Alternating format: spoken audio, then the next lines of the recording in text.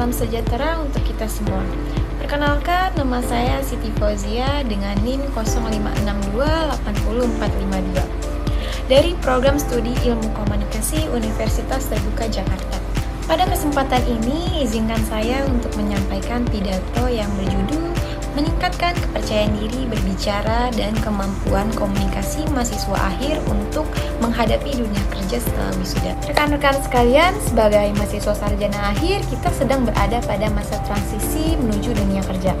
Setelah melewati proses panjang perkuliahan, menyelesaikan berbagai tugas, dan melalui tahap penyusunan skripsi yang menguras tenaga dan pikiran, kini kita bersiap melalui fase baru yang penuh tantangan. Di era persaingan yang semakin terbuka, kemampuan akademik bukanlah satu-satunya faktor yang menentukan keberhasilan kita.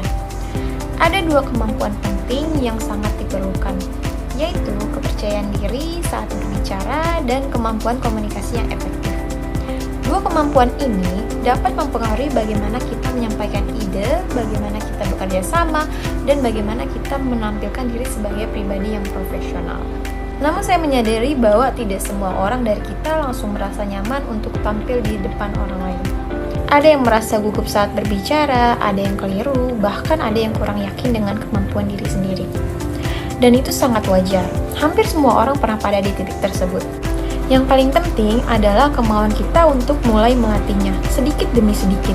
Kita dapat mulainya dari hal-hal yang sederhana yang dapat dilakukan sehari-hari, seperti mencoba menyampaikan pendapat saat diskusi, berlatih berbicara di depan kelompok kecil, meningkatkan kejelasan suara dan intonasi, dan bahasa tubuh, melatih kontak mata agar tetap terlihat percaya diri, serta membiasakan diri mempersiapkan materi sebelum berbicara.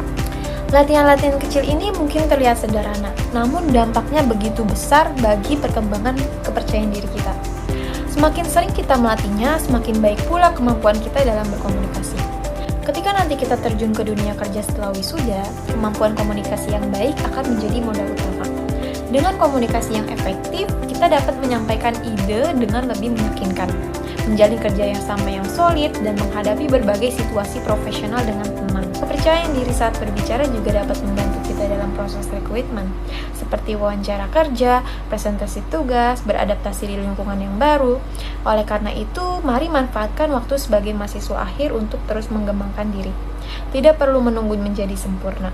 Yang terpenting adalah keberanian untuk mencoba dan keinginan untuk terus berlatih.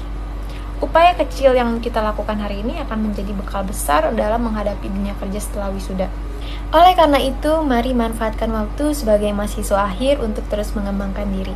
Tidak perlu menunggu menjadi sempurna. Yang terpenting adalah keberanian untuk mencoba dan keinginan untuk terus berlatih. Upaya kecil yang kita lakukan hari ini akan menjadi bekal besar untuk menghadapi dunia kerja setelah wisuda. Demikian pidato yang dapat saya sampaikan, kurang lebihnya mohon dimaafkan. Wassalamualaikum warahmatullahi wabarakatuh.